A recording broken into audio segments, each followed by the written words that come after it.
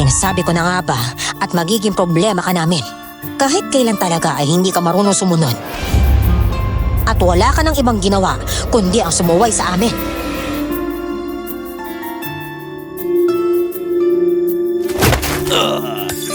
Bumalandra ako sa display cabinet at nabasag ang mga mamahaling figurines na nakapatong doon. Aray!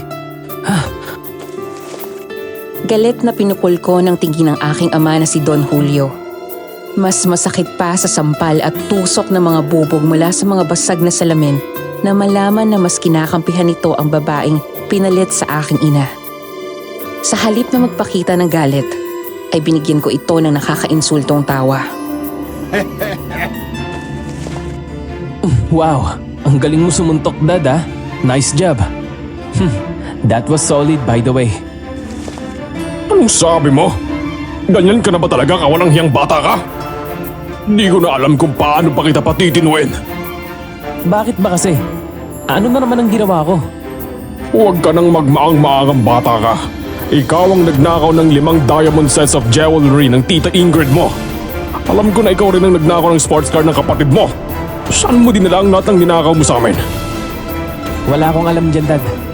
Galing na tayo sa presinto. Naghalugog na sila sa akin. Hanggang sa mga gamit ko sa kwarto. Kotse, kahit ang bank accounts ko. Wala naman silang nakita, di ba? Kapag may nakuha ulit kayong ebidensya sa mga gamit ko, ako mismo ang magpapakulong sa sarili ko. Kahit kailan ka talaga, puro kahiyan ang dala mo sa akin na bata ka. Sadyang malikot ang kamay mo, ha? Ano na lang ang sasabihin ng mga kaibigan at kamag-anak natin? Ha? Na may anak akong kawatan? Wow, talaga. Ngayon ko lang nalaman na anak pa rin pala ang tingin mo sa akin. May kadugtog na nga lang na katawan sa dulo pero okay na rin. Ikaw na ang bahala kung ayaw mong maniwala sa akin. Hindi na rin ako magpapaliwanag. Nakakapagod eh. Nakakatamad din. Ay, sayang lang ang effort ko. Hindi ka rin naman nakikinig at naniniwala sa akin. Dahil walang ibang mas magaling sa'yo kung hindi yan ang asawa mo at ang mga anak niyo sa labas. Pamilya tayo, Jonathan! Kung ganon, hindi ko ramdam. Kahit kailan. Mula nung nawala si Mami at mag-asawa kayo ulit. Initsapwera niyo na ako dito sa bahay. Nakalimutan niyo na yata ako ang lihiti mo niyong anak. At ang mami ko ang legal mong asawa. Pero ngayon, parang ako pa ang tau-tauhan dito sa bahay. Sarili nating pamamahay. Hindi totoo yan! Yun ang totoo. Matagal ka nang huminto sa pagiging ama sa akin. Galit na galit ka't nag-aalala ka na nawala ang mga alahas ng asawa mo at ang kotse ng anak mo. Nung magkasakit ako at muntik na ako mamatay. Kahit kailan, hindi ko nakitang nag-alala ka ng ganyan sa akin. Sabihin mo sa akin, saan mo dinala ang pera? Hay naku, Dad. Hanggang sa huli, yan pa rin ang concern mo. Sabi na nga ba, wala ka talagang pakialam sa akin. Wala akong alam, hindi ko alam, okay? Sige, ayaw mong magtinuwa, hindi ka mapigilan kahit ng mga pulis. Pwes, ipapadala kita sa isang retreat house para magbago kang bata ka.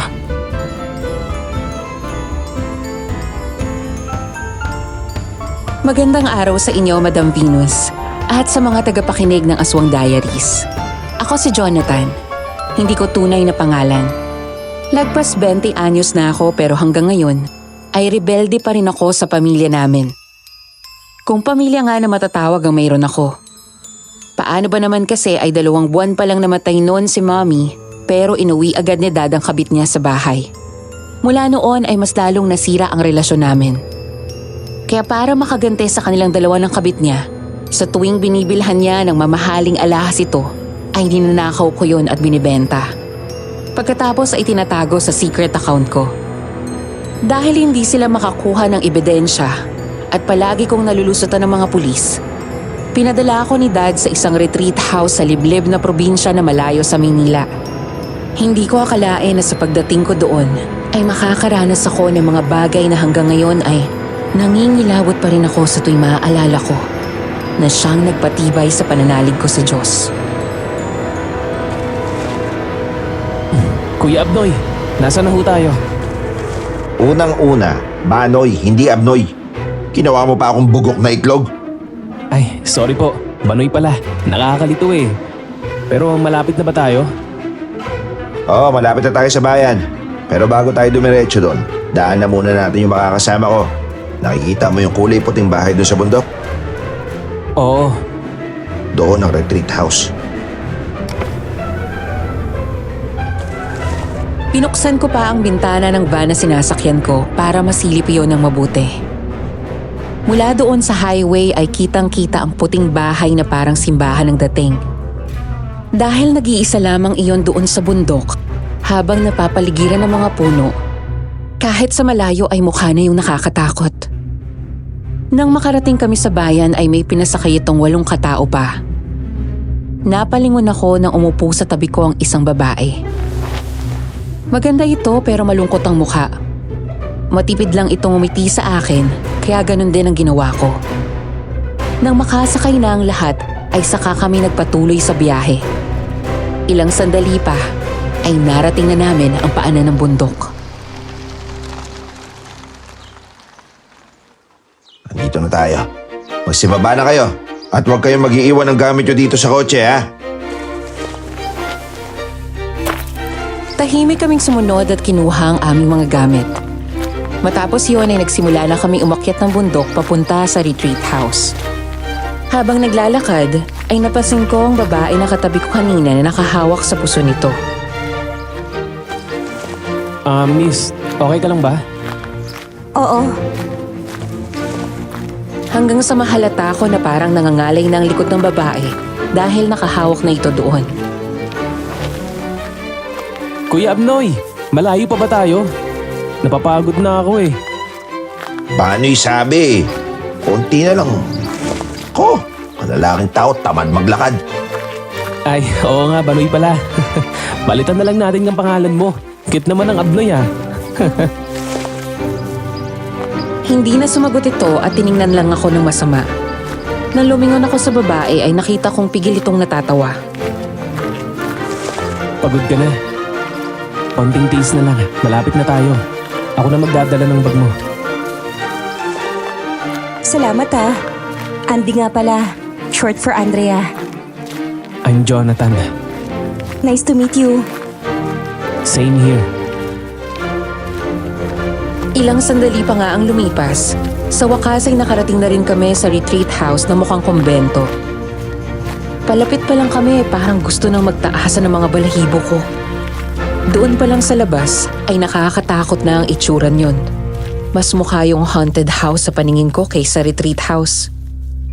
Maganda pero may kalakip na takot ang dating ng 3 palapag at malamansyon sa laki na bahay na iyon. Nakakatakot naman dito.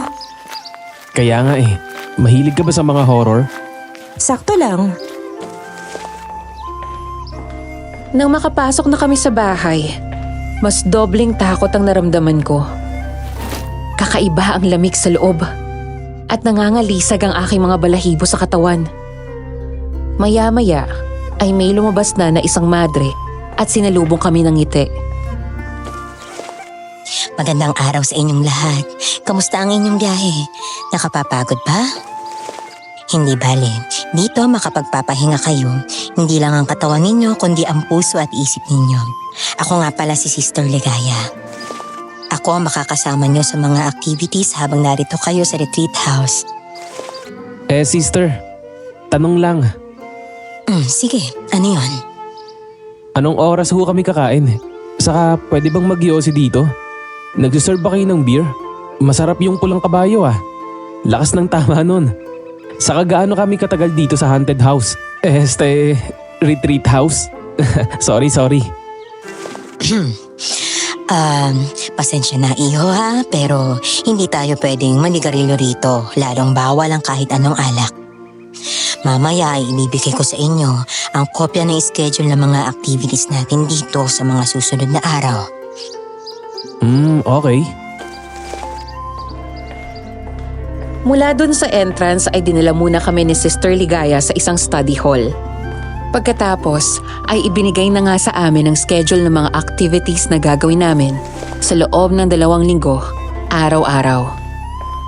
Nanlumo ako. Gusto ko na agad tumakbo palabas at tumakas na makita ko ang listahan. Ang oras ng tulog dito ay alas 9 ng gabi. Alas 8:30 pa lang dapat nakahiga na kayo. Lilibot ako gabi-gabi sa mga kwarto ninyo para silipin kung sumusunod kayo. Mayroong parusa ang mahuhuling lalabag sa batas na iyon. Maglilinis kayo ng banyo mula unang palapag hanggang ikatlong palapag.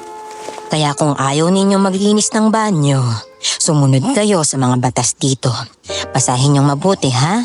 Babalik ako maya-maya para sagutin ang mga tanong ninyo. Ang aga naman natin kailangan gumising. 6 a.m. wake up call. Kailangan 7 a.m. nakaligo na. Tapos morning prayer and rosary. 8 a.m. kakain ng breakfast. May lesson from 9 a.m. to 10:30 a.m. Then free time ng 10:30 to 12 p.m. Tapos lunch. Rosary ulit ng alas 3 ng hapon. Free time ng 3:30 to 4:30. Prayer and rosary ulit ng 6 p.m. Dinner ng 7 p.m. Balik sa kwarto ng 8 p.m. Grabe. Tapos, bawat araw ibang activities. Every Tuesday, craft making. Wednesday, Bible study. Nice. Bakit ba ako pumayag na pumunta dito? Baka pahari na ako paglabas ko dito. Masasanay rin tayo. Buti nga, may free time. Matapos kaming ilibot ng Sister Ligaya sa ibang parte ng retreat house, ay sunod niya kaming dinala sa sarili naming mga silid. Andy, Jonathan, dito naman ang kwarto ninyo. Magkatapat kayo ha? Thank you po, sister. Magpahinga na muna kayo. Bukas ng umaga magsisimula ang mga aktibidad natin. Mas mabuting maging pamilyar muna kayo rito. Okay po. Jonathan, baka may gusto kang itanong. May internet ho ba dito? Wala, iho. Kaya nga kayo nandito para maghilang inyong soul at matagpuan ang inyong inner peace sa buhay nang malayo sa teknolohiya. Ang tahimik kasi dito eh. Baka mamaya sister may lumabas ditong paring pugot ang ulo. Ikaw talagang bata ka. Napakakulit mo. Walang multo rito. O sige na, magpahinga na kayo. Jonathan, bawal kang pumasok sa kwarto ng mga babae, ha? Opo. Sister, last question. Kapag may gusto kaming bilhin sa bayan, pwede ba kaming bumaba? Pwede, pero hindi namin hinihikayat yon. Mas mabuting iutos nyo na lang kay Banoy ang mga gusto nyong bilhin sa bayan. Okay po, thank you, sister. Binagsak ko lang ang malaking bag ko sa kama at tinatamad na naglakad sa loob ng silid. Malawak yun kumpara sa inaasahan ko. May malaking sliding window kung saan malayang nakakapasok ang malamig na hangin. Wala akong ibang makita sa paligid ko kung hindi ang langit. Ang highway sa paanan ng bundok at ang walang katapusan na puno. Naupo ako sa hamba ng bintana at huminga ng malalim. Pagkatapos ay dinukot ko ang picture ng mami ko sa loob ng wallet ko. Paano ba yan, ma? Dito naman ako sa retreat house tinapon ni Dad. Sa susunod siguro sa rehab o baka mamaya sa mental hospital na. Ay, sana nandito ka pa rin, Mami. Kung dalawa siguro tayong magkasama, maayos pa ang buhay natin. Ikaw kasi, iniwan mo agad ako. Akala ko pa naman magkakampi tayo. Huwag ka mag-alala, Ma. Malaki na naipon ko. Sapat na yun para makalayo ako sa kanila. Kapag nakaalis na ako dito sa retreat house na to, hindi na ako uuwi sa bahay. Doon na ako tutuloy sa binili mong bahay na hindi alam ni Dad. Tumatakbo na rin yung negosyo ko, handa na ako. Hindi na ako babalik sa bahay na yun. Magsama sila ng kabit niya at mga anak nila sa labas. Naputol ang pakikipag-usap ko sa larawan ng mami ko nang marinig ko mula sa kabilang silid ang sigaw ni Andy.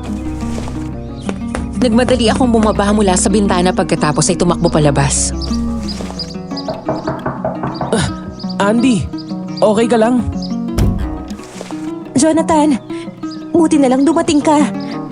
Para kasing may tao sa banyo ko. Ano? Sigurado ka? Oo, nagip ng mata ko. May dumaan. Medyo naka-open yung pinto, kaya nakita ko. Bago ako pumasok sa kwarto nito, ay tumingin muna ako sa magkabilang gilid para makasigurado na walang ibang tao.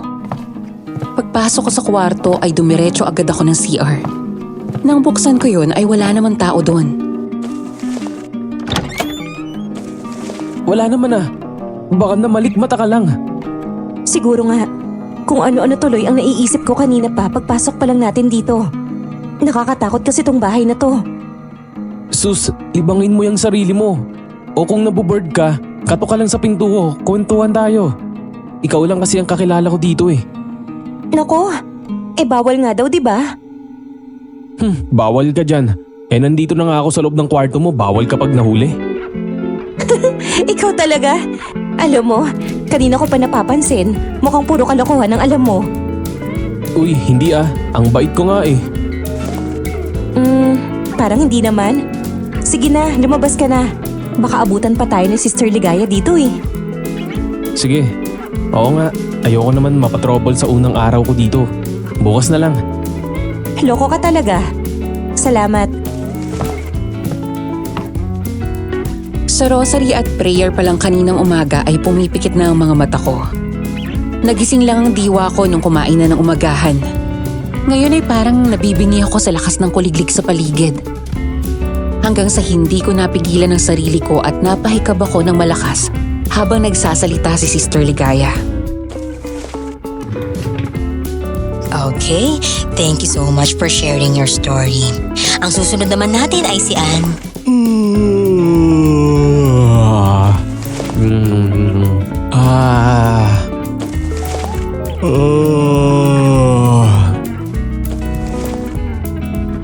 Natigilan ako nang huminto sa pagsasalita si Sister Ligaya at naglingunan sa akin ang mga kasama ko. Pigilang tawa na tumingin din sa akin si Andy. Ngumisi ako at nag-peace sign kahit na nakikita kong napipiko na sa akin ang madring ito. Ay, sorry.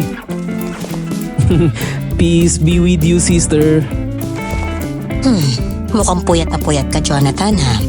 Hindi ka ba nakatulog kagabi? Hindi ho eh. Namamahay yata ako. Saka ang creepy kasi dito, parang palaging may nakatingin sa akin. Pati nga po puwet ko, namamahay. Ayaw lumabas ng tae ko. Sorry po. Hindi na napigil ni Andy ang sarili at natawa ito ng malakas. Ganon din ang mga kasama ko. Tama na yan, Jonathan. Makinig ka sa sinasabi ng mga kasama mo. Please lang. Opo. Andy, ikaw naman ang mag-share sa mga kasama mo kung bakit ka narito. Tumingin kaming lahat sa kanya habang nakaupo kami ng pabilog at nakaharap sa isa't isa. Ilang sandali itong nanatiling tahimik at parang nagdadalawang isip bago tuluyang nagsalita. I'm Andy. I'm already 26 years old. Nagtataka kayo kung anong ginagawa ng isang babaeng nasa ganitong edad sa ganitong lugar. Yun ay dahil dito ako pinatapon ng mga magulang ko. I was engaged to be married to my longtime boyfriend. 4 years na ang relasyon namin at pareho kami excited sa kasal. Until one day, sinugod na lang ako ng isang babae na may kasamang 6 years old na bata. Nagpakilala siyang asawa ng fiancé ko. Iniskandalo niya ako kahit na wala akong alam sa nangyayari. To make the story short, umamin sa akin ng fiancé ko na may asawa na siya noong magkakilala kami at nililigawan niya ako. Nasa Cebu ang kanyang mag-ina habang nagtatrabaho siya sa Manila. Hindi pa sila kasal ng babae pero nagsasama sila. At 20 anyos daw sila pareho na mabuntis niya to. Dahil doon ay umatras ako sa kasal. Kahit mahal ko siya, ay mas lamang ngayon ang galit ko. Dahil ginawa niya akong kabit. At galing ako sa conservative na family. Sagradong relihiyoso ang mga magulang ko. Yung tipo na para silang walang bahid ng kasalanan. Kahit na hindi ko ginusto at biktima lang din ako. Pinamukha nila sa akin na isa akong kabit at makasalanan. Pinilit nila akong pumunta rito para daw pagsisihan ko ang pagkakasala ko. Wow, edi sila na ang perfect. Kung ako ang kapatid mo, binigwasan ko na yung ex mo eh. Salamat. Ginawa rin niya ng kuya ko. Thank you for sharing your story with us, Andy. So, Jonathan, ikaw naman. Natigilan ako sabay lingon sa paligid. Doon ko lang napansin na nakatingin na naman silang lahat sa akin. Tumikhim ako ng malakas saka umayos ng upo. Sister, pass. Siya muna oh. Jonathan, ikaw na lang ang hindi pa nakakapag-share. Tapos na silang lahat. Ganun ba? Ang bilis nyo naman. Sana binagalan nyo. Oy, ayun na nga. Ay, bakit pa ba ako nandito? Natural, pinatapon ako ng daddy ko. Nga pala, para sa mga interesado at may crush sa akin, ako si Jonathan, 24. Tapos ayun, balik tayo sa kwento ko. Pinagbibintangan ako ni dad na ako daw nagnakaw ng mga alahas ng kabit niya na puro ginto at diamante. Pati yung sports car ng anak niya sa labas. Kaya yun, nandito ako. Wala na daw magawa ang mga pulis sa akin Baka daw si Lord, mapabago ako. Ang tindi, di ba? Ay, ako ang nahihiti mong anak, pero ako ang naging outsider sa sarili naming pamamahay. Ilang buwan pa nga lang namamatay si Mami. Inuwi na niya agad ang kabit niya sa bahay. At yun, nagre-reyna-reynahan. Lintik na yan. Kung makapagsabi na magbago ako ba't kaya hindi siya magbago para sa sarili niya? Para din sa kabit niya. Yun lang ho, sister. And I thank you. Matapos ang session namin na iyon, ay nagkaroon kami ng libreng oras. Paglabas ko ng bahay, naabutan ko si Andy na nakaupo sa isang malaking bato at nakatanaw sa paligid. Lumapit ako at umupo sa tabi niya.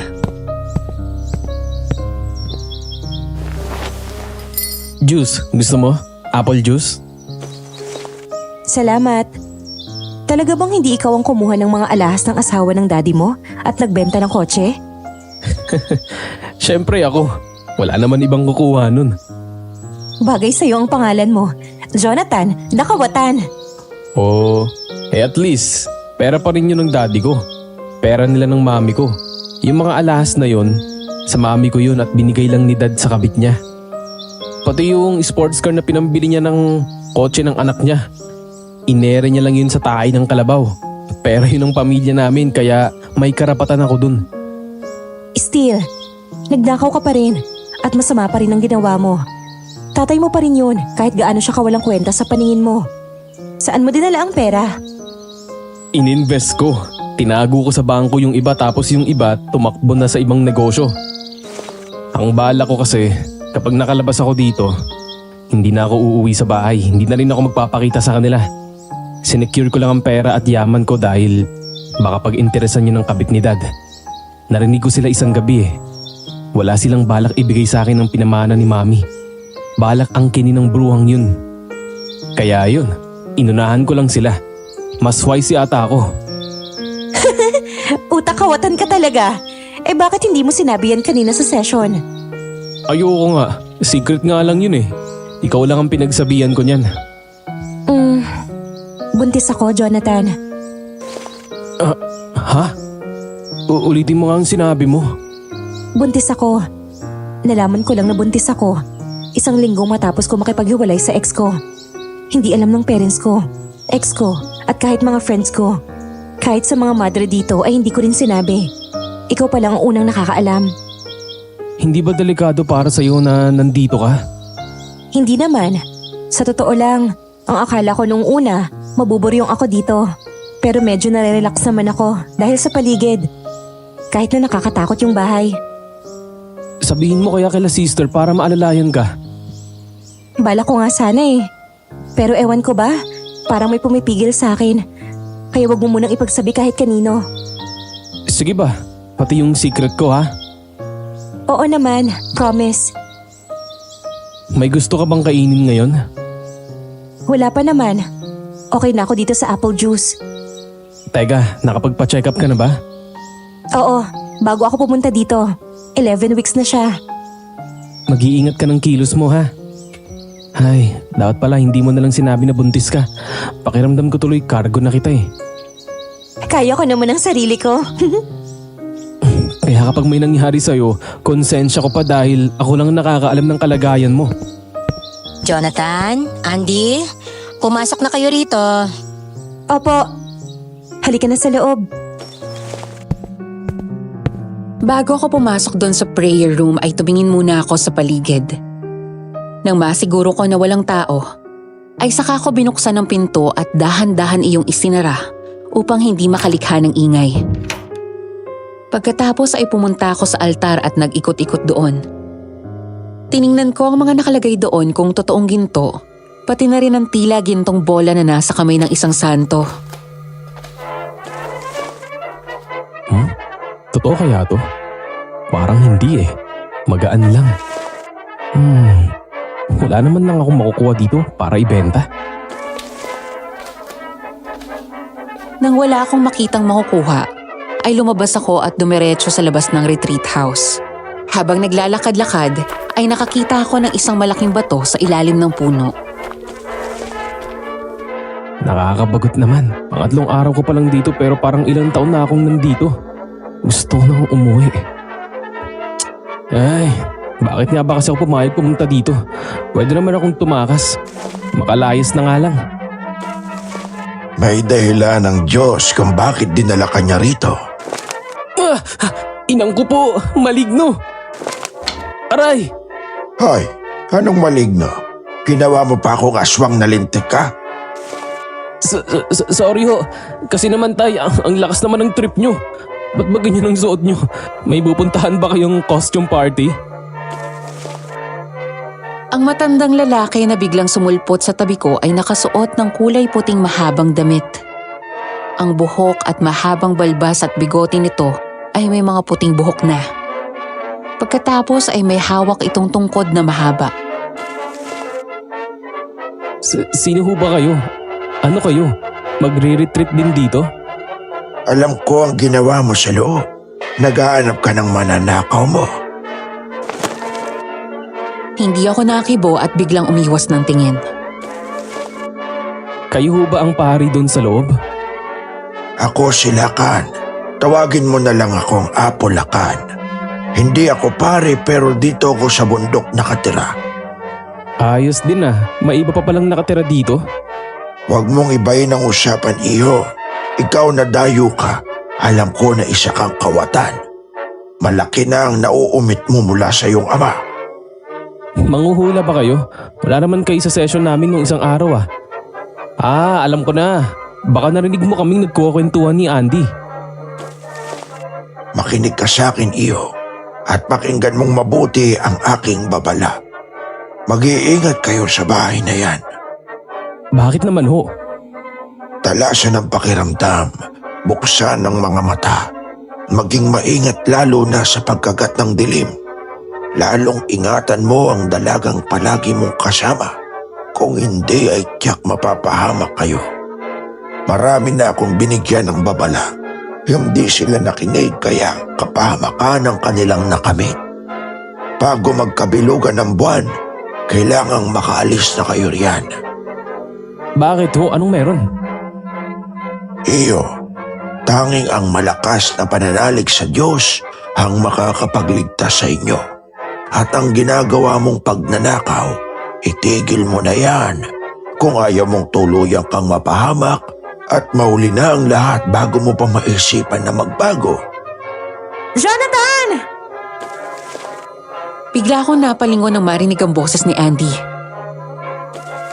Atay, ano nga ulit yung... Nasaan na yun?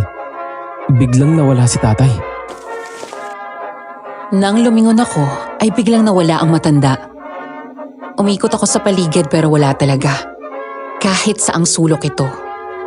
Kung i-estimahin ko ang kanyang edad, ay mukhang nasa 80 taong gulang na ito. Imposible makalakad o makatakbo ito ng mabilis. Jonathan! Nandyan na! Nagmadali akong bumalik at naabutan ko si Andy na gumagala ang tingin sa paligid. Maya-maya ay dumating si Kuya Banoy. Ayun! Andyan ka lang pala. Saan ka ba galing? Diyan lang sa tabi-tabi, naglakad-lakad. May nakakita sa'yo na pababa ka. Kala yata tatakas ka eh. Eh di sana, dala ko na ang bag ko. Saka kinausap ko lang si Apo Lakan. Sino ka mo? Sinong kinausap mo? Si Apo Lakan. Yung matandang may tungkod at mahabang damit. Mahaba din ang buhok at balbas at bigote niya. Pakita na naman siya. Bakit ho? May problema po ba? Ang sinabi mong si Apulakan ay kilalang ermitanyo na nakatira sa bundok na to. Noon isa lang siyang alamat dahil wala pa kahit sino sa bahay na to nakakausap siya. May mga ilan na hikers ang nakikita siyang naglalakad dito sa bundok.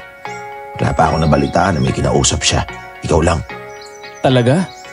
Baka naman pinagtitripan niyo lang po ako. Totoo ang sinasabi ko. Kahit sa mga madre, hindi siya basta nagpapakita. Napahinto kaming tatlo sa pag-uusap nang biglang dumating si Sister Ligaya. Kasunod ang isang madre na mas may edad na nakangiti sa amin. Nakaramdam din ako ng kakaibang kilabot habang nakatitig sa mga mata niya. At ang isang pinagtataka ko ay nakatingin agad ito sa tiyan ni Andy. Oh, nariyan na pala kayong dalawa. Gusto ko lang ipakilala sa inyo si Mother Dolores. Siya ang ating Mother Superior at head nitong retreat house. Magandang hapon po, Mother Superior. Good afternoon po. Sila po yung dalawa pang kasama sa batch na ito ngayon. Magandang hapon din sa inyong dalawa. Kamusta naman ang pananatili nyo rito? Ayos lang po. Medyo naboboard po minsan at parang ang bagal ng oras. Masasanay din kayo. Sa una lang yan. O sige, maiwanan ko muna kayo ha. Gabi. 15 minuto bago mag-alas 12 ng hating gabi. Habang himbing na akong natutulog, naalimpungatan ako nang maramdaman ko ang isang malamig na kamay na humawak sa paa ko. Pagkatapos ay naramdaman ko na humaplos ang malamig na kamay na iyon at marahan akong niyugyog. Dumilat ako para lang mapabalikwas ng bangon nang bumungad sa akin ang isang babaeng mahaba ang buhok, nakasuot ng mahabang puting damit at nakatayo sa paanan ko. Ah! White Lady! Ah! Hoy! Sira! Ako to! Nagmadali itong lumapit sa akin at tinakpan ang bibig ko.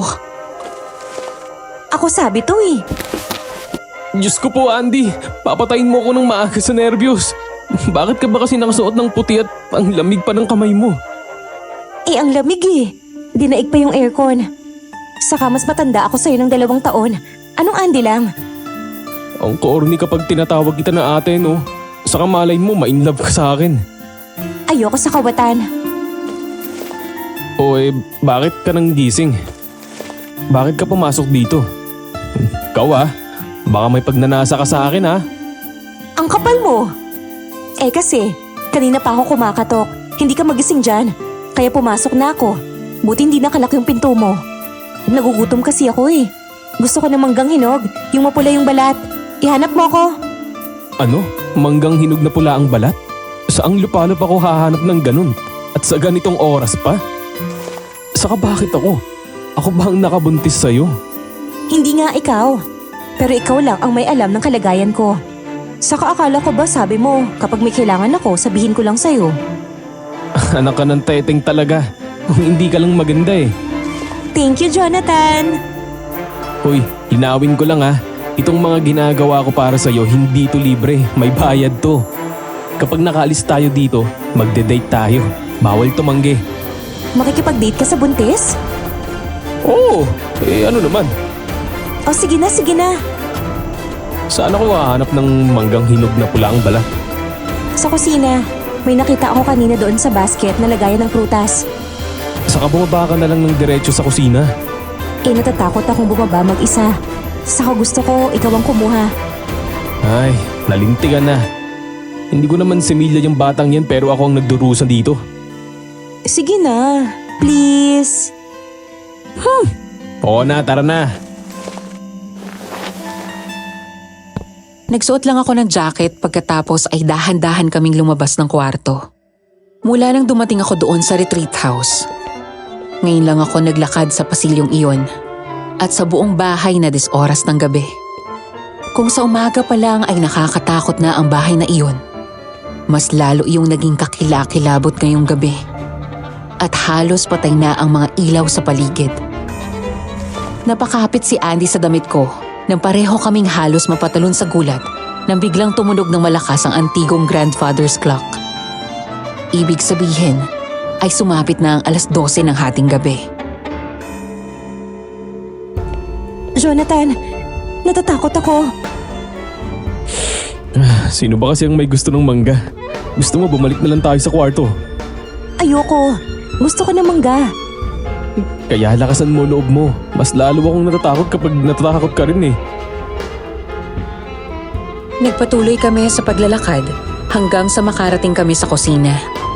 Natawa pa ako nang makita kong nanlaki ang mga mata ni Andy sa tuwa pagkakita sa mangga. Bigla ako tuloy naalala si Mommy nung pinagbubuntis niyang nakababata kong kapatid. Kung gaano kasaya ang mukha ni Andy pagkakita sa pagkain na pinaglilihihan nito, ganon din noon si Mommy. Ayun! Ang bango! Mga pangaral ka sa akin na masama ang manguha ng hindi akin. Eh sino ngayon ang kumukuha ng pagkain na walang paalam? Natawa naman ako na lumabi itong parang bata. Ito lang naman eh. Papalitan ko rin naman. Joke lang. Sabihin na lang natin bukas kay Sister Ligaya. Halika na at bumalik na tayo, baka mahuli pa tayo. Kumuha ito ng isang mangga at pagkatapos ay lumabas na agad kami ng kusina. Hanggang sa bigla kaming napahinto nang may makita kaming isang madre na nakatayo sa pinakadulo ng hallway. Hala, si Mother Superior yata yun. Hala, oo nga. Bilisan natin, baka makita pa tayo. Mabuti na lang at ang daan palabas ng kusina ay 2 dipan na lang ang layo mula sa kinatatayuan namin. Nang lumiko kami, bigla na naman kaming napahinto sa paglalakad na makarinig ng nakakatakot na iyak ng isang babae.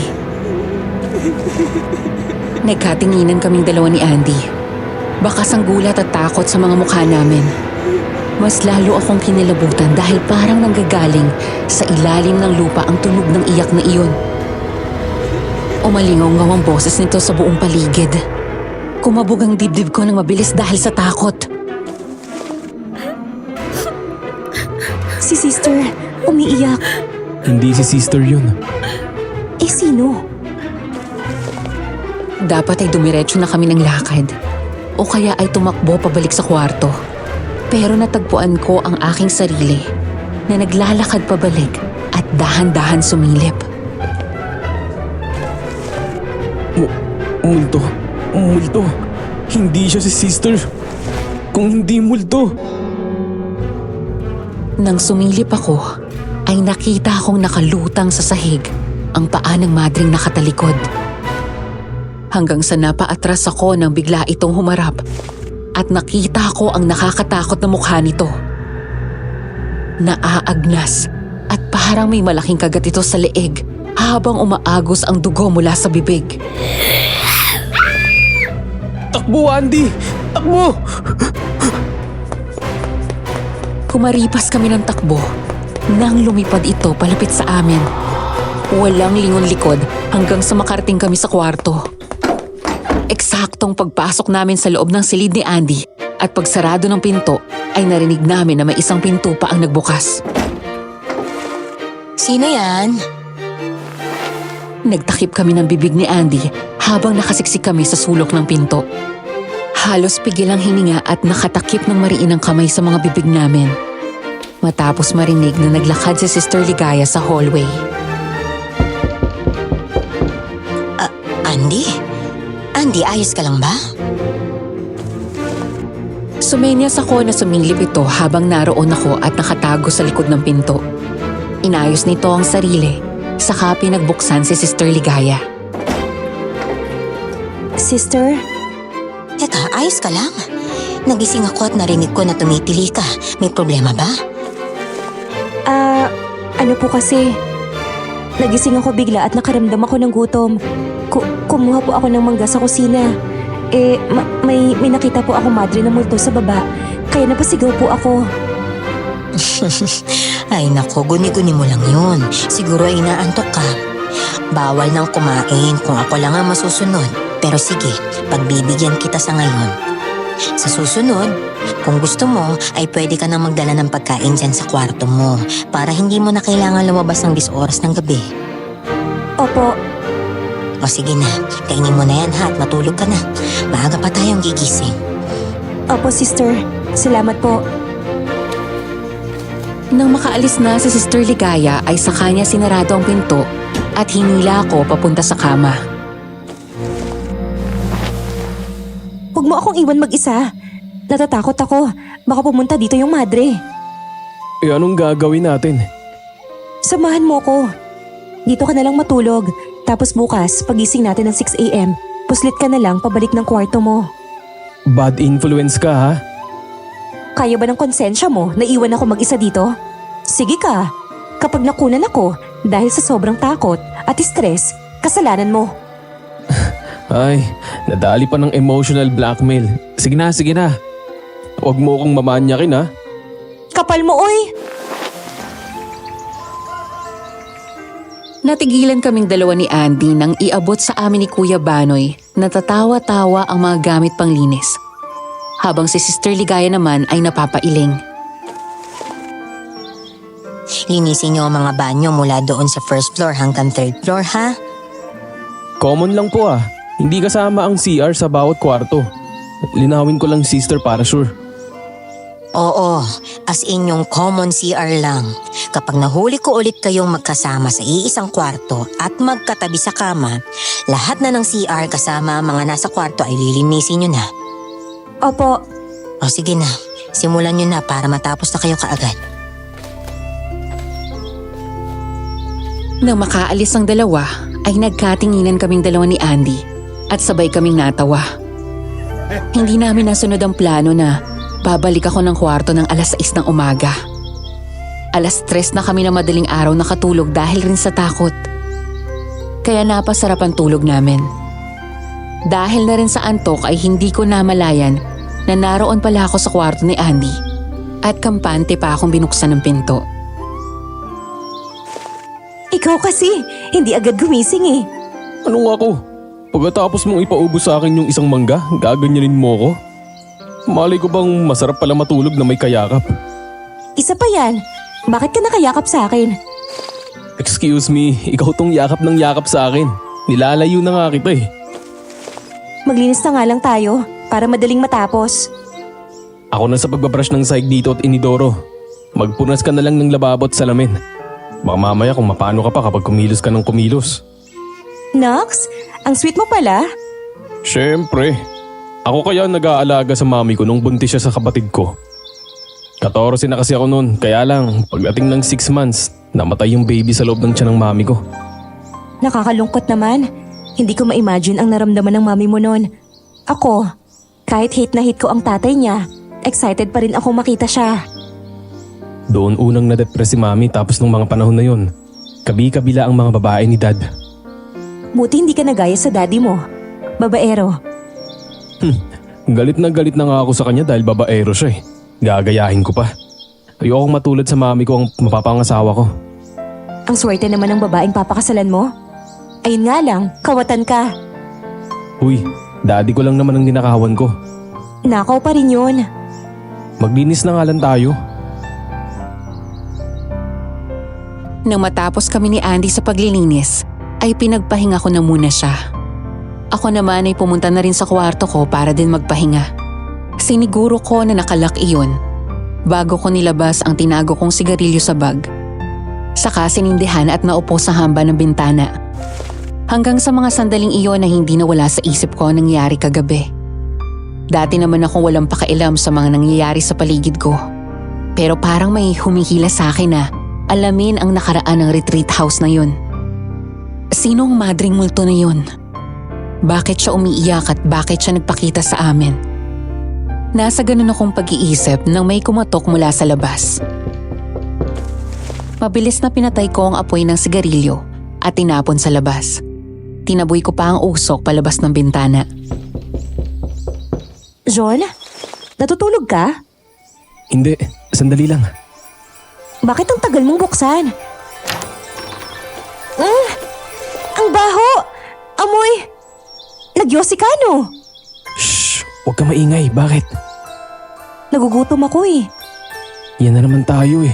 Dahil yan sa gutom, kaya nga tayo napapahamak eh. Eh sa nagugutom nga ako. Gusto ko ng cheeseburger. Yung may mustard at onion. Aba, edi magpabili tayo kay Kuya Banoy. Ayoko sa kanya. Gusto ko ikaw. Andy, gusto din kita, okay? Hindi yun. Ang ibig kong sabihin, gusto ko ikaw ang bumili. Eh paano nga? Igawa mo ako. May nakita akong mustard doon sa ref kanina. Ito naman oh, malapit na tayong mag-grocery ng 3:00 eh. 45 minutes pa naman eh. Wala ka talagang kabusugan. Siyempre, 2 na kaming kumakain eh. Sabi ko nga eh. Nagpunta kami sa kusina at ginawan ko siya ng cheeseburger na gusto niya. Naabutan pa kami doon ni Mother Dolores habang kumakain si Andy. Oh, Andy, mukhang nagmemorianda ka na kaagad ah. Sorry po, Mother Superior.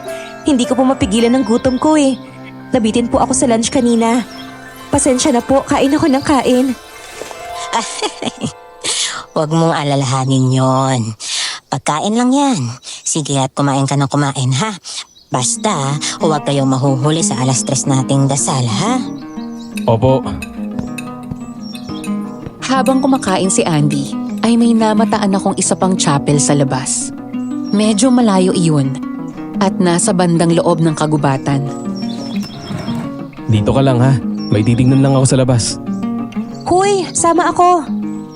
Hindi na, kumain ka na ng kumain dyan. Baka mapaano pa kayo ng anak mo. Titignan ko lang yung chapel na yun sa likod.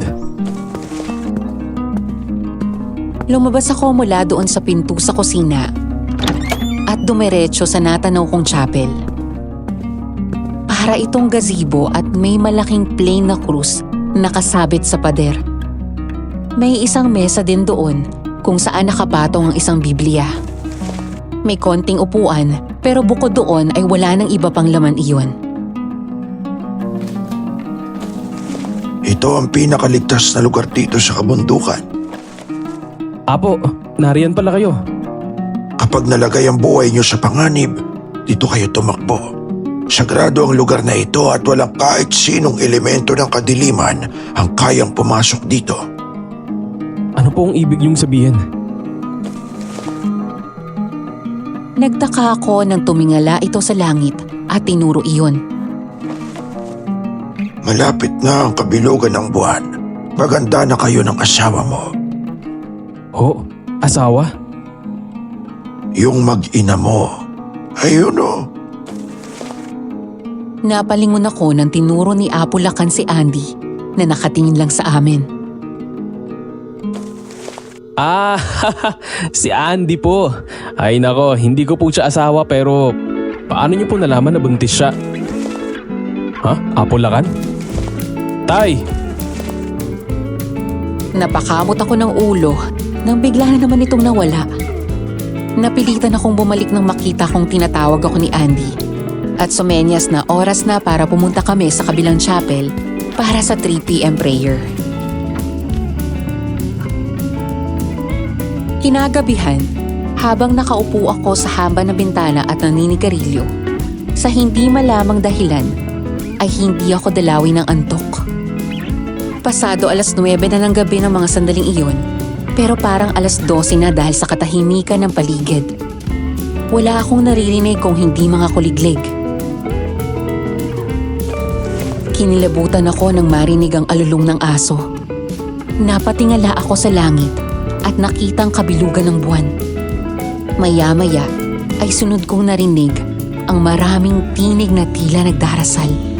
Bigla akong napasilip sa ibaba nang makitang lumabas ang mga kasama ko.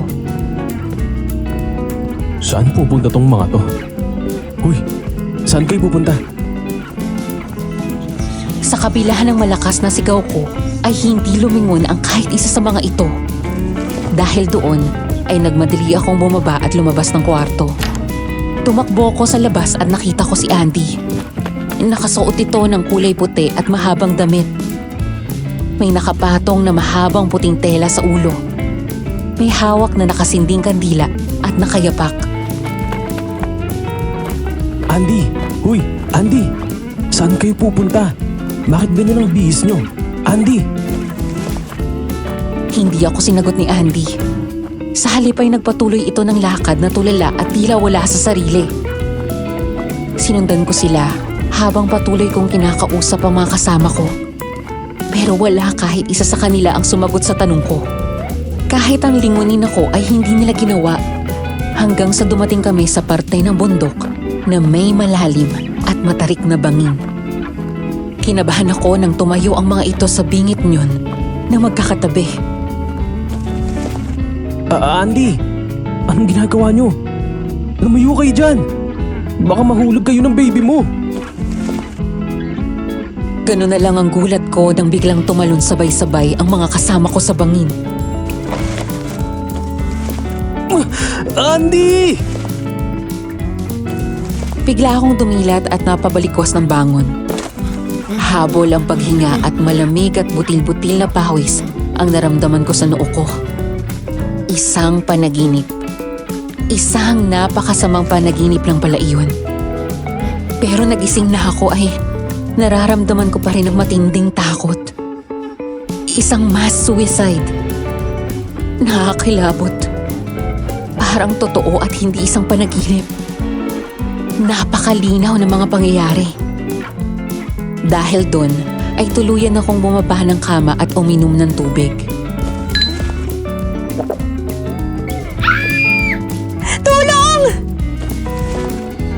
Bigla akong kinabahan at nag-alala nang marinig ang malakas na sigaw ni Andy. Nagmadali akong tumakbo palabas ng kwarto at agad na kumatok. Andy! Andy! Anong nangyayari dyan? Jonathan! Tulong! Hindi ako agad makapasok dahil nakalak ang pinto sa loob, kaya sinipa ko iyon ng paulit-ulit. Habang nangyayari iyon, ay patuloy ko namang naririnig ang malakas na sigaw at iyak ni Andy. Maging ang isang nakakatakot na tunog. Layuan mo ako! Demonyo ka! Andy, sandali na lang! Hindi ko tinigilan sa pagsipa ng malakas ang pinto. Hanggang sa wakas ay masira iyon at tuluyang bumukas. Ganun na lamang ang hilakbot ko nang makita ang isang nilalang na nakasampa sa kama at nakikipambuno kay Andy. Isang aswang. Isang nakakatakot na nilalang ng diablo na halos walang buhok ang aswang at malaki at matulis ang dulo ng tenga. Nang lumingon sa akin ang aswang, isang nakakatakot ang mukha ang sumalubong sa akin. Lalo na ang nanilisik nitong mga mata. Mahaba at matulis din ang dila, maging ang mga kuko sa kamay. Habang si Andy ay hawak ang una na siyang gamit nito pang depensa.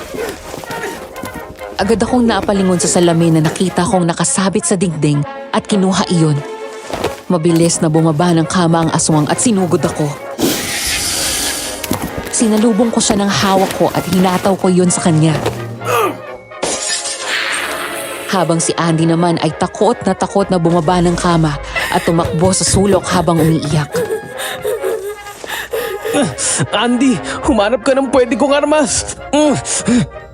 Oo, sandali lang! Sa kabila ng takot, ay pinilit na Andy na tumakbo papasok ng banyo. Maya-maya ay lumabas ito dala ang isang floor map sa kabinato sa akin. Nang masalo ko iyon, ay mabilis at sunod-sunod kong hinataw ang aswang sa ulo, sa leeg, sa katawan at kung saan pa ito tamaan. Nang mapahiga ito sa sahig, pinutol ko ang handle ng map. Akma kong isasaksak iyon sa aswang, pero agad itong nakatakbo papunta sa bintana at nakatalon. Nang dumungaw ako, nakita ko na lang na mabilis itong tumakbo at umikot papunta sa gilid ng retreat house. Agad akong lumingon kay Andy at nilapitan ito. Andy, nasaktan ka ba niya? Kinagat ka? Hindi! Pero takot na takot ako! Ang akala ko, Mamamatay na ako! Yung baby mo, hindi ba masakit ang tiyan mo? Hindi naman. Okay lang si baby. Paano nakapasok dito sa loob ang aswang na yun? Hindi ko alam eh. Basta nakita ko na lang na bukas ang bintana. Sinarado ko pa yun kanina. Tahan na, nandito na ako. Tahan na. Niyakap ko si Andy ng mahigpit para kumalma ito. Sa kabila ng nangyaring iyon, isang bagay lang ang labis na pinagtataka ko. Sa lakas ng sigaw ni Andy, idagdag pa ang malakas na tunog na nilikha habang sinisipa ko ang pinto. Walang kahit isa sa dalawang madre ang dumating. Alas 10 ng umaga. Dapat ay nasa session na kami ni Andy pero naroon pa kaming dalawa sa kwarto. Nakaupo ako sa paborito kong pwesto sa may bintana. Habang si Andy ay himbing na natutulog. Napalingon ako sa pinto nang may marinig akong kumatok ng marahan. Pasok! Bumukas iyon at pumasok si Mother Dolores. Ilang araw na kaming naroon sa retreat house pero hindi kami masyadong nag-uusap at nagkikita dahil madalas ay nakakulong lang ito sa opisina nito. Hanggang sa sandaling ito ay wala pa rin akong tiwala dito. Lalo na kung paano nito tingnan si Andy. Oh, may session na kayo. Bakit hindi pa kayo bumababa? Pass muna, Mother. Masama ang pakiramdam ni Andy at ayaw magpaiwan sa akin. Ayaw rin niyang matulog sa kwarto niya dahil sa takot. Kahit anong isip ang gawin ko ay hindi ako makapaniwala sa kwento nyo. Tahimik ang lugar na ito kaya imposibleng may aswang dito. Hindi kaya inaantok ka pa lamang noong nagkamali kayo ng tingin. Alam ko ho ang nakita ko at malinaw ang mata at isip ko. Hindi tao ang nandoob sa kwarto ni Andy kundi isang aswang. Hindi lang ho ito unang beses na nakaranas kami ng ganitong kababalaghan dito. Mother, nung isang linggo ay may nakita kaming multo ng isang madre. Ano bang klaseng lugar to? Hindi ba dapat ay mas mararamdaman namin na ligtas at payapa kami dahil puro kayo alagad ng simbahan dito? Pero bakit sa simula pa lang ay hindi na ako mapanatag dito? Kinalulungkot ko na ganyan ang nararanasan mo. Pero iho, lagpas isang linggo pa lamang naman kayong naririto. Masasanay ka rin. Hindi naman din kita masisi na matakot dito sa lugar na ito dahil luma na rin talaga ang bahay na ito. Ang nakapagtataka lang, Mother, sa lakas ng pagsigaw ni Andy at sa ingay na nilikha ng pagsira ko sa pinto ng kwarto niya. Nakakapagtaka na wala ni isa man sa inyo ni Sister Ligaya ang nagising at tumulong sa amin. Kasi iho, Magpapahinga lang si Andy. Hahabol na lang po kami sa mga activities ngayong araw. sige, naiintindihan ko. Hindi na ako sumagot hanggang sa makaalis ang madre. Ang multo ng madre, ang panaginip ko, ang aswang na sumalakay kay Andy, at ang hindi mapanatag na damdamin ko. Parang sinasabi sa akin ng mga pangyayaring iyon na may mali talaga sa lugar na iyon. Hanggang sa ilang sandali pa ay nagising na si Andy. Kumusta ang pakiramdam mo? Medyo okay na.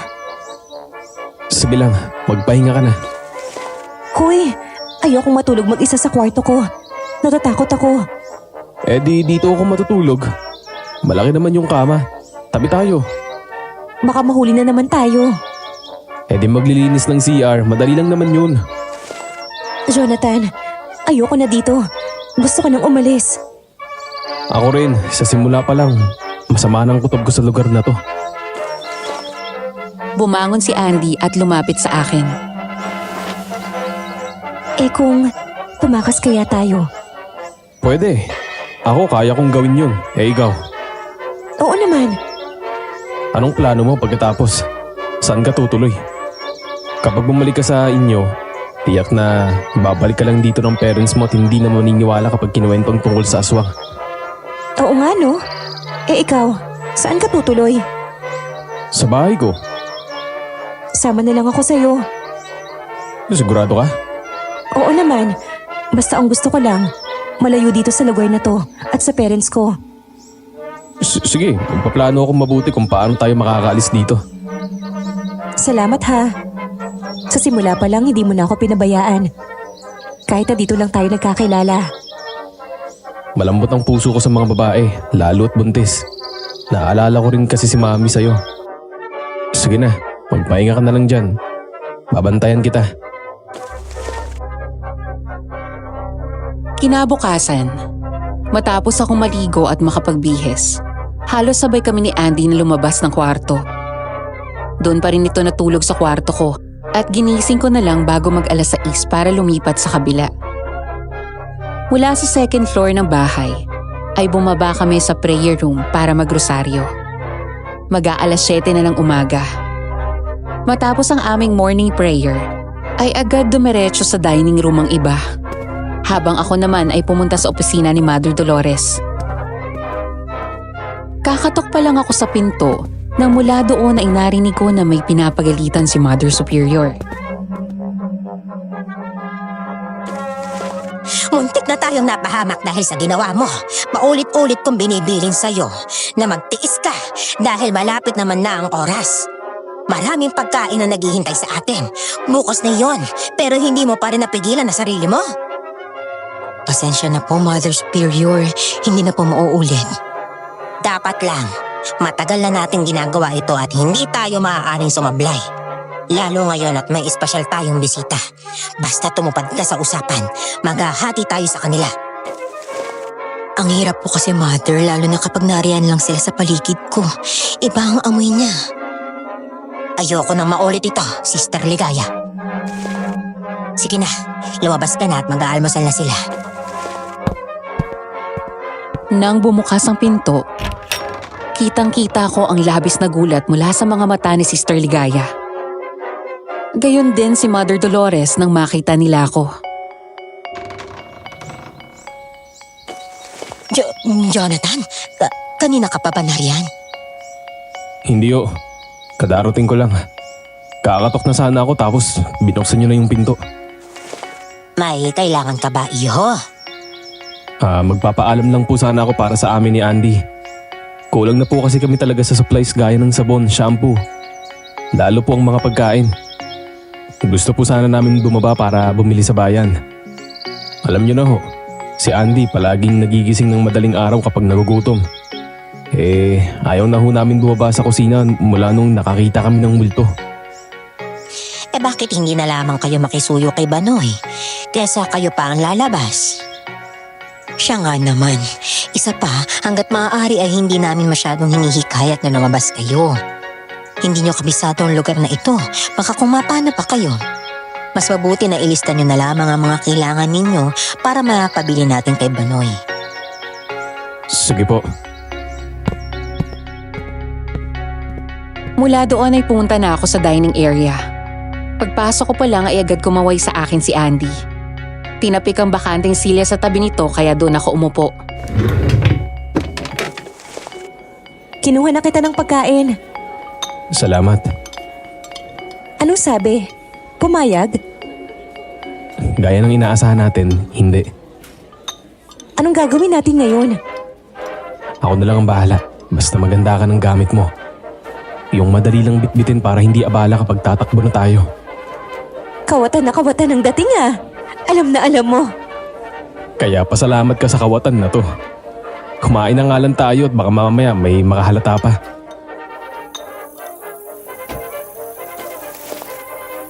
Ano? Tama ba lahat ng binili ko? Opo, salamat po. Kuya, talaga bang hindi sila nagpapalabas dito? Hindi naman sa ayaw nila. Nag-ingat lang sila dahil noon natakasan sila ng mga nagre-retreat dito. Kunwari nagpapaalam para daw bumili sa bayan tapos hindi na bumabalik. Bakit daw sila tumakas? Nagkatinginan kami ni Andy nang lumingon nito sa paligid na parang sinisigurado nito na walang ibang tao sa paligid maliban sa kanila. Huwag kayong maingay ha. Sa atin lang to. Yung iba kasi na nagpupunta dito, kaya nyo, nakakita ng mga multo. May madre at may pari daw na multo. Pagkatapos may isa pa na gaya ng nangyari sa inyo, Andy. Pinasok ng aswang. Ayaw din maniwala nila Mother Superior. Ewan ko ba? Kahit ako, hindi mapanatag ang loob ko dyan eh. Nakakahinga lang ako na maluwag kapag hindi ako rin natutulog. Umaalis kayo dito? Oo. Hindi ko alam kung bakit ang napapansin ko na pinapauwi nila ako tuwing bago magkabilugan ng buwan. 1 linggo nila akong pinagbabakasyon kada 1 buwan. Pagkatapos pagbalik ko, wala na yung mga nagre-retreat. Nakauwi na daw. Hindi ho ba parang ang weird nun? Alam niyo ho ba kung anong nangyayari sa mga araw na wala kayo dito? Hindi eh. Wala rin ako mapagtanungan dahil yung mga kasama ko na helper dito, pinapauwi rin. Pero alam mo kung anong nakakapagtaka? Makalipas ng ilang linggo matapos umalis ng mga nag-retreat, may mga taong pumupunta dito at hinahanap ang mga kaanak nila. Basta ang alam ko, hindi na daw nagsisiuwi mula dito. Hindi naman ako makapagtanong dahil pinagbawalan nila akong umarap at makipag-usap sa mga tao. Sila Sister Ligaya at Mother Superior lang yung palaging umaharap sa kanila. Hindi na nakakauwi sa pamilya nila ang mga nag-retreat dito? Parang gano'n na nga. Pero alam mo, isang beses habang nasa Maynila ako, may isang nakakilala sa akin. Nag-retreat din daw siya dito at nakwento niya sa akin na noong uling gabi na naalala niya na narito pa siya sa retreat house. Pinakain sila ng marami ng gabing yun na parang may fiesta o birthday. Tapos bago matulog, may binigay daw sa kanilang tsaa at pinainom sa kanila. Katapos daw nun nahilo siya at nawalan ng malay. Nagising na lang siya at nasa bahay na ng boyfriend niya. Ayon sa boyfriend niya, na sinundan pala siya dito. Nakita na lang daw nito na tulala siya at parang wala sa sarili habang naglalakad papasok ng gubat. Kinutuban daw yung boyfriend niya na may mangyayaring masama kaya hinila siya at tinakas. Swerte na hindi nakita nila sister. Pagkatapos nun, wala na siyang nabalitaan tungkol sa mga kasabay niyang nag-retreat dito. Totoo ba yung sinasabi niyo? Oo, hindi ako nagbibiro. Ano daw ang suot nila? Parang nakaputing damit yata. Kuya, ganyan yung eksaktong napaginipan ko. Gaya ng kwento mo. Ang creepy naman nun. Huy, Jonathan. Paano kung totoo nga yun? Huwag kang mag-alala. Ako ang bahala sa'yo. Ako nga, matagal nang nawiwirdoan dyan sa dalawang madre na yan. Ilang taon na ako nagtatrabaho dito pero kahit kailan ni minsan, di ko pa nakitang sumabay sa amin sa pagkain. Minsan nga nagdududa ako na baka aswang yung mga yan eh. Hindi ko nakikita nagsisimba kapag linggo yung dalawang yan. Di ba dapat may activity na sabay-sabay kayong pupunta sa simbahan tuwing linggo?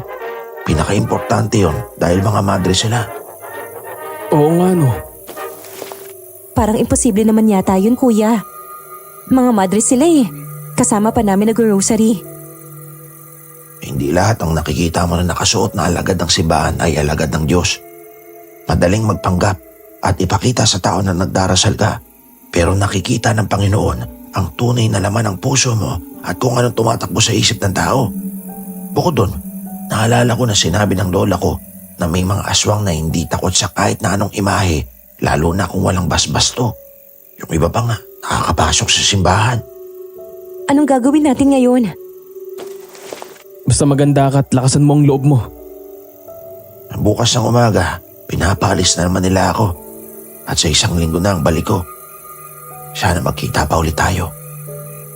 Kuya Banoy, huwag mo naman kaming iiwan dito. Natatakot ako. Siya nga naman kuya. Kung ano man ang mangyari, kailangan ko ng tulong mo. Hindi ko alam kung sinong mapagkakatiwalaan ko dito. Pananampalataya, Jonathan. Yan ang pinakamatibay na sandata sa mga kalaban. Di ba't sinasabi sa Biblia?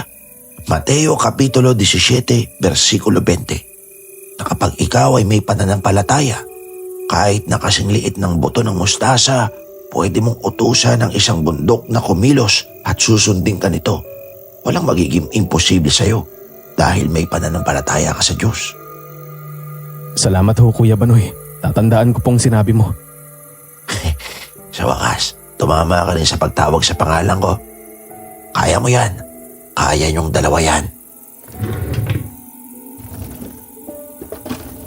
Habang may ginagawa ako sa kusina, bigla akong natigilan nang makita ang chapel sa labas ng retreat house. Naalala ko bigla ang sinabi ni Apo Lakan. Lumabas ako at pumunta doon. Pagkatapos ay tumingin sa malaking krus. Matagal na akong nawalan ng pananampalataya. Galit ako sa mundo. Galit ako sa daddy ko. Pakiramdam ko, kinalimutan mo kami ni Mami.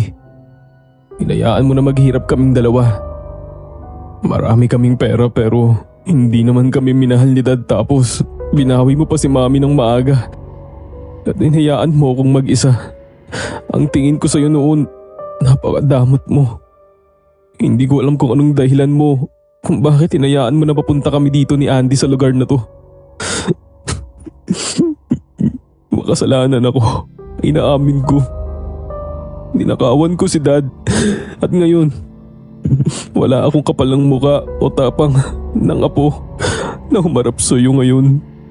Pero narito ako. Binababa ko ang sarili ko at buong puso akong humihingi ng sana.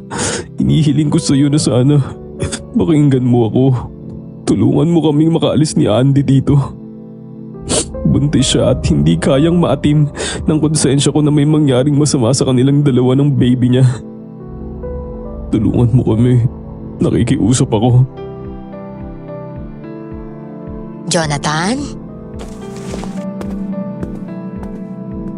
Napahinto ako sa pagdarasal nang marinig ang boses ni Sister Ligaya. Nasa malayo ito habang nakatingin sa akin. Gulat na gulat at parang may bahid ng takot sa kanyang mukha.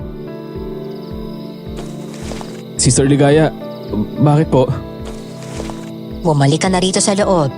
Malapit na ang 6 p.m. prayer natin. Sister, halika po kayo. Ang ganda pala nitong chapel na to. Dito na lang po tayo mag 6 a.m. prayer. Parang mas solid ang ambience kapag dito tayo nagrosaryo, di po ba? Hindi pwede dyan. Marumi pa at hindi pa nalilinis. Ganun po ba? Okay. Agad akong lumabas doon at lumapit sa madre. Sa susunod, huwag kang papasok doon. Delikado dyan sa parting yan ng gubat. Talaga? Parang hindi naman. Kampante nga ako eh. Parang yung feeling na sobrang safe doon sa loob. Sige na, pumasok ka na ron. Mula sa kusina ay dumiretso na kami sa chapel at nagsimula ang 6 p.m. prayer. Nang matapos iyon, habang kumakain kami ay pasimple kong binulungan si Andy. Nakahanda ka na ba? Oo. Yung mga importanteng gamit lang ang hinanda ko. Very good. Basta mag-iingat ka ng kinakain mo. Teka, hindi ba natin sasabihan ang mga kasama natin? Baka makarating kila sister ang plano natin kapag nag-ingay tayo. Eh paano? Tayo lang ang tatakas? Saka mo na intindi ng iba. Mas isipin mong kalagayan mo. Ikaw ang buntis dito. Sabi ko nga, Nang matapos kami sa pagkain ng gabihan, naiwan kami ni Andy sa kusina dahil kami ang nakatoka sa paghuhugas ng pinagkainan. Habang si Kuya Banoy ay tinatapos ang paglilinis doon. Anong oras ang alis mo bukas? Maaga. sama na lang kami kuya. Kung pwede nga lang eh. O sige, punta na ako sa quarters ko ha. Nang matapos kami sa paghuhugas ng pinggan, ay agad naming pinatay ang mga ilaw sa kusina. Nang makalabas kami doon, ay bigla kaming napahinto ni Andy nang may marinig kami na maraming boses na nagdarasal. Bigla kaming napaatras nang mula sa hagdan ay may nakita kaming mga lumulutang na kandila. Labis na takot at kilabot ang naramdaman namin nang marinig ang mga nakakatakot na tinig na iyon na parang nagdadasal. Jonathan, yung mga kandila, nakalutang. Kumapit ka lang sa akin. Huwag kang titingin. Nangalisag lalo ang mga balahibo sa katawan ko nang dumaan sa tabi namin ang madreng multo. Nakalutang ang mga paa nito sa hangin. Gaya ng una naming nakita ito ni Andy. Ang iyak nito ay tila nanggagaling sa ilalim ng lupa. nakakabingi at nakakatakot ang boses nito. Jonathan, ayoko na. Umalis na tayo dito. Mamamatay ako sa takot dito. Shh! Huwag kang maingay. Maya-maya ay biglang nawala ang mga kandila at ang multo. Sunod-sunod ang naging paghinga ko. Ang akala ko ay sasabog na ang dibdib ko sa takot. Ang mga kamay ko ay nanlalamig at nanginginig. Kailangan na namin umalis sa lugar na iyon sa lalong madaling panahon. Wala na sila. Halika na! Umakyat na tayo sa taas! Kinabukasan, hindi na nga namin nakita si Kuya Banoy. Ayon kay Sister Ligaya ay maaga itong umalis kaninang umaga. Lumipas ang maghapon na puno kami ng pagtataka ni Andy. Libre sa lahat ng aktibidad ang araw na iyon. Walang morning prayer session. Maging sa pagsapit ng alas 3 at alas 6 ng gabi. Ang mas pinagtataka pa namin, pagdating ng gabihan ay naghain ng masarap na pagkain. Parang may fiesta ng gabing iyon sa dami ng pagkain. Oh, bakit hindi kayo kumakain? Kakain na rin po kami. Ano pong meron? Bakit parang ang daming handa? Wala namang espesyal. Sadyang ganito lang si Mother Dolores. May mga araw na gusto niyang magpakain. Pasasalamat na rin dahil dito niyo napiling mag-retreat para malinis ang mga kasalanan ninyo. Ganun po ba? Ang bait naman ni Mother. Kung tapos na kayong kumain ay maaari na kayong umakyat sa kwarto ninyo. May mga nakalagay na damit doon sa ibabaw ng kama ninyo, ha? Mamaya isuot nyo yon at ipatong sa mga damit nyo dahil malamig na naman mamayang madaling araw. Andy, kumain ka na kumain, iha, ha? Marami akong pinahanda talaga. Napapansin ko kasi na napakahilig mo kumain. Thank you po, Mother Superior. Ganito eksakto ang kwento ni Kuya Banoy na nangyari noon sa dating nag-retreat dito. Pero ang mga kasama namin na walang kaalam-alam ay tuwang-tuwa. Habang kumakain ay natural kaming kumilos ni Andy. Nakapagkwentuhan at tawanan sa mga kasama namin ng kaswal para hindi makahalata ang dalawang madre.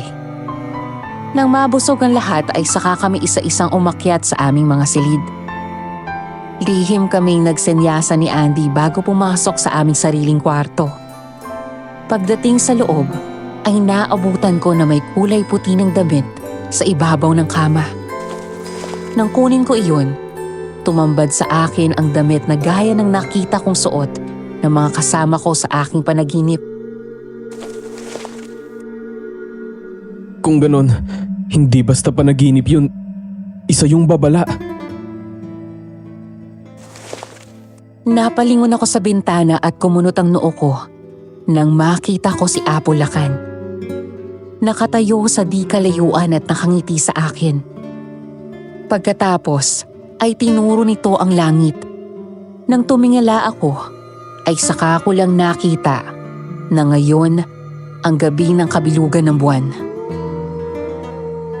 Nang muli akong tumingin kay Apo Lakan ay nawala na naman ito. Maya-maya ay may narinig akong kumatok sa aking pinto. Pasok! Agad lumipad ang tingin ko sa hawak na baso ni Sister Ligaya. Nang buksan nito ang pinto at pumasok.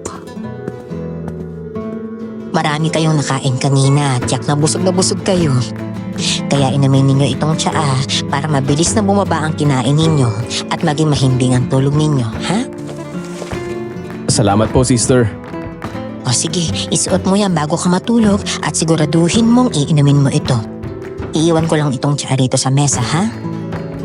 Opo. Nang umalis ito, ay nakiramdam muna ako. Maya-maya ay saka ako sumilip sa labas. Gayon din si Andy. Pinakita nito na wala nang laman ng baso. Ibig sabihin ay tinapon nito iyon. Ang plano namin ay tatakas kami ngayon din kapag nakaalis na sila Sister Ligaya. Pero hanggang doon sa taas ay naririnig namin ang boses ng dalawang madre na nag-uusap. Kaninang hapon nang magtapon ako ng basura, nilagay ko sa isang itim na trash bag ang gamit namin ni Andy at nilagay sa likod ng isang puno kung saan ko unang nakausap si Apo Lakan. Mamaya, paglabas, saka tayo aalis. Okay. Kanina pa ako nakahiga sa kama. Suot ang puting damit na binili ni Sister Ligaya na isuot ko. Hindi ako kumibo nang marinig ko na may nagbukas ng pinto. Jonathan, gumising ka. Hindi ako sigurado kung tama ang ginagawa ko, pero ginawa ko lang kung anong nakita ko sa panaginip ko. Dumilat ako sa kabumangon. Umarte na wala sa sarili, kahit na parang sasabog ang dibdib ko sa kaba at takot. Sumunod ka sa akin. Lumabas kami ng kwarto at nakita ko si Andy na gaya ko ay umaarte din na tulala. Ang mga kasama namin doon sa retreat ay mga wala rin sa sarili. Nang tumalikod mula sa amin si Sister Ligaya, ay sabay pa kaming lumingon ni Andy sa isa't isa. Sumunod kami matapos papilahin at sunod-sunod kaming bumaba, hawak ang mga nakasinding kandila na binigay sa amin. Huwag kang magpapahalata. Sumunod ka na lang sa kanila. Hindi natin alam kung anong plano nila, sister. At sa atin, basta huwag kang matatakot. Isang marahang tango ang sinagot sa akin ni Andy. Kapareho na nangyari sa panaginip ko, lumabas kami ng retreat house at naglakad-lakad papasok sa masukal na bahagi ng bundok. Nauuna sa paglalakad si Mother Dolores at si Sister Ligaya naman ay nasa gitna ng pila. Mahigpit na nagbabantay at panay ang lingon hanggang sa amin sa dulo ng pila. Hanggang sa dumating kami sa parte kung saan naglalakad na kami malapit sa bangin. Andy, bagalan mo ang lakad mo. Sinunod ako nito. Nang maglakad si Sister Ligaya papunta sa harap, ay saka ako biglang hinawakan ng kamay ni Andy at hinila ito. Saka kami nagtago sa likod ng isang malaking puno. Hubarin mo yung pinasuot nila. Madali tayong makikita. Nang mahubad namin yun ay saka kami tumakbo palayo sa lugar na yun. Lakad takbo ang ginawa namin ni Andy. Puno ng takot at pangamba ang bawat hakbang namin. Gustuin man namin isama ang mga kasama namin pumunta dun. Magiging mas mahirap para sa amin na tumakas lalo na't wala sila sa kanilang mga sarili. Jonathan, bilisan na natin. Baka makahalata na sila. Hindi tayo pwedeng tumakbo ng mabilis. Baka kung mapahano ka at ang baby mo. Okay lang ako. Ayokong may mangyaring masama sa inyo, Andy. Hanggang sa bigla kaming napahinto nang biglang umalulong ang isang aso. Kinalabutan kami ni Andy nang biglang lumamig ang hangin. Humigpit ang kapit niya sa akin at nakiramdam kami. Halika na, baka abutan nila tayo. Jonathan! Andy! Ayun na sila. Panginoon, tulungan mo kami. Iligtas mo kami. Hindi namin alam kung sino o ano ang aming kalaban. Pero sa tulong ng kapangyarihan mo, kaya mong lipulin ang kahit sinong kampo ng dilim. Hanggang sa biglang may humarang sa aming daan. Napaatras kami nang makita si Sister Ligaya. Nawala ang amo ng mukha at nakangisito. Nanlilisik ang mata sa galit. Maya-maya ay dumating naman si Mother Dolores. Jonathan, Andy, saan kayo pupunta? Anong balak niyo sa amin? Ha? Ano yung tiyan na pinainom niyo sa mga kasama namin? Ang tiyaan na yon ang magdadala sa inyo sa paraiso. Ang lugar na siyang magbibigay sa inyo ng wagas na katahimikan. Huwag niyong bilugin ang mga ulo namin. Ano ba talaga? Ha? Anong gagawin niyo sa mga kasama namin? Sinasabi ko na nga ba at magiging problema ka namin. Kahit kailan talaga ay hindi ka marunong sumunod at wala ka ng ibang ginawa kundi ang sumuway sa amin. Mabuti nga yun dahil kung hindi, pati ako maluloko nyo. Hindi kayo totoong mga madre. Walang alagad ng Diyos ang maglalagay sa kapwa nila sa kapahamakan. Anong klaseng demonyo kayo, ha? Kami lang naman ang kanlungan ng mga salot sa lipunan at makasalanan na gaya nyo. Kaya kayo pinatapon dito ng pamilya ninyo ay dahil wala na kayong ginawa kundi ang magbigay ng problema at sakit ng ulo sa kanila. Ginagawan lang naman namin sila ng pabor. Wala ka sa posisyon para sabihin sa amin yan. Huwag mong gamitin ng simbahan at ang Diyos. Kung gusto mong umalis, hala sige, umalis ka. Pero iwan mo sa amin si Andy. Ayoko! Hindi ako sasama sa inyo! Kung makukuha niyo siya sa akin!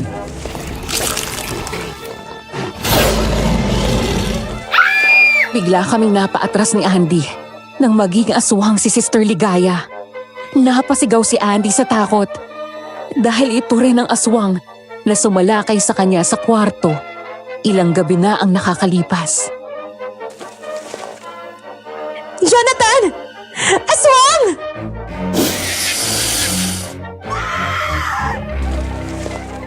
Hinawakan ko sa kamay si Andy at mabilis kaming tumakbo. Para kaming nakikipaghabulan kay kamatayan. Panay ang lingon namin sa takot na baka naabutan kami ng aswang. Mabilis itong tumakbo at hinabol kami. Umakyat sa mga puno at tumatalon. Hanggang sa muli itong makaharang sa aming daan. Tinago ko sa likod si Andy habang pareho naming habol ang hininga. Our Father in Heaven, hallowed be your name, your kingdom, your will be done on earth as it is in heaven. Panginoon, iligtas niyo po kami. Nakikiusap po ako. Tulungan niyo po kami. Bigla akong napalingon nang makitang malapit na kami sa maliit na chapel na nasa likod ng retreat house. Naalala ko ang sinabi ni Apo Lakan. Ngayon ay bigla akong naintindihan ang ibig niyang sabihin. Kung bakit hindi makapasok doon si Sister Ligaya. Bigla akong napasigaw ng sumugod papunta sa amin ng aswang. Nakahiga ako sa lupa habang nakasakay sa ibabaw ko ang aswang.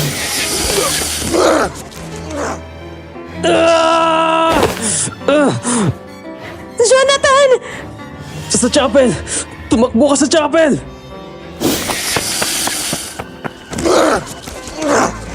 Agad itong sumunod at pumasok doon. Nangakmang susundan ng aswang si Andy. Ay napigilan ko ito at saka ko sinakal ng mahigpit. Tinuhod ko ng malakas ang aswang sa tagiliran. Pero hindi nito ininda iyon. Hanggang sa nahawakan ako nito sa leeg at sinakal ng mahigpit. Halos mawalan ako ng malay. Nang unti-unti ako mahirapang huminga.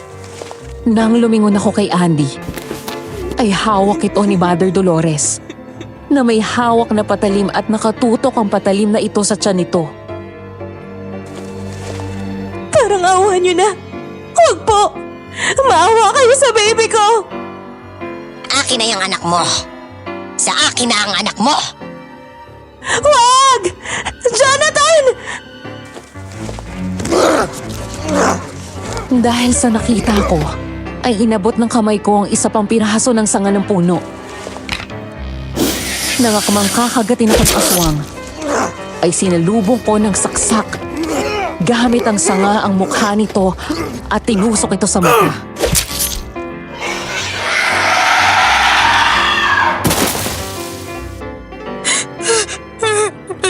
Ligaya! Anong ginawa mo sa alaga ko?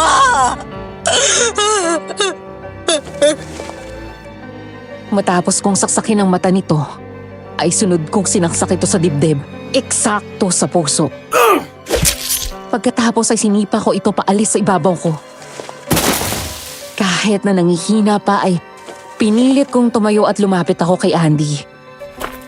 Ngunit bago pa ako nakarating, natigilan ako ng Dumating si Kuya Banoy at tinutukan ng itak si Mother Dolores.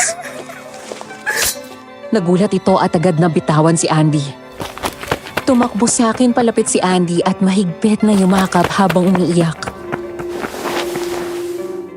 Sinasabi ko na nga ba't may lihim kayong dalawa eh.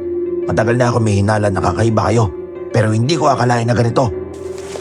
Mga kampon kayo ng demonyo. Anong ginawa niyo kay Ligaya? Ligaya! Wala na si Ligaya. Kaya tumigil ka na. Sumuko ka na lang. Hindi maaari. Babaguhin pa namin ang mundo. Lilipulin ang mga makakasalanan. Hindi kayo totoo mga madre, hindi ba? Napakatanga ko lang. Dahil ngayon ko lang napagtagpi-tagpi ang lahat. Nagtatago kayo sa imahe ng isang madre. Pero ang totoo, isa kayong kulto. At may alaga ka pa palang aswang. Anong ginawa niyo sa mga taong nagpunta dito nun? Ha? Saan niyo sila dinala? Matagal na silang patay. Binigyan lamang namin sila ng pabor na matakasan ang magulong mundo na ito. Doon sa paraiso. Sa buhay na walang hanggan. Parang baliw na tumakbo si Mother Dolores, pabalik ng retreat house. Samantala, kinuha ko ang alak sa bag ko. Saka ko iyon binuho sa katawan ng wala ng buhay na aswang. Pagkatapos ay sinilaban ko iyon. Nang bumalik kami sa loob ng bahay at puntahan si Mother Dolores, nagulat kami sa aming naabutan. Nangingisay na ito habang nakabigti sa kisame.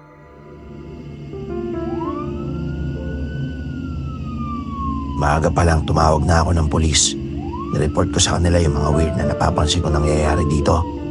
2 taon na ang nakakalipas mula nung pumasok ako dito bilang katiwala at houseboy. Kakalipat lang din nun ni Dolores at Ligaya dito sa retreat house.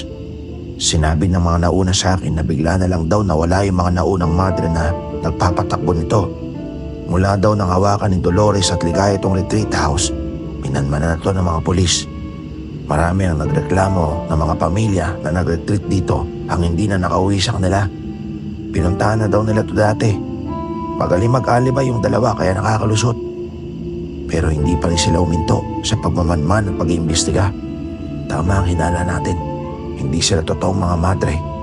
Itong si Mother Dolores, aka Dolores Salva, ay isa palang mangkukulam na nagpa-practice ng black magic. Siya ang gumagawa ng nilalagay nila sa tsaa ng mga biktima para mawala sila sa sarili. Kumakain din siya ng tao. Tapos itong si Ligaya, wala daw silang mahanap na impormasyon tungkol sa kanya at kung paano sila nagkakilala ni Dolores. Malinaw naman na alam niya na aswang itong si Ligaya at alaga niya. Salamat sa Diyos at natapos rin. Bakit ka bumalik, kuya? Sa totoo lang, intensyon ko na umalis kanina at umuwi. Pero pinigilan ako ng matandang nakatungkod. Huwag ko daw kayong iwan at pumunta ako sa polis. Nakonsensya rin ako kaya bumalik na ako at naghintay na magdilim. Si Apo Lakan. Siya yun? Maraming salamat, Kuya Banoy. Walang anuman. Ako, uuwi na rin ako sa pamilya ko at hindi na ako babalik dito.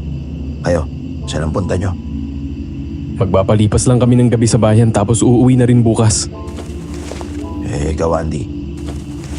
Sasama na sa kanya. Seryoso ka? Oo naman. Sabi mo, hindi mo kami pababayaan ng baby ko? Wala nang bawian ha. Mula ngayon, liligawan na kita. Ang bilis ah. Huh? If I know, may gusto ka rin sa akin. Kung makayakap ka nga noong dun nung natutulog tayo sa kwarto ko. Ang kapal mo? Halika na nga, umalis na tayo dito.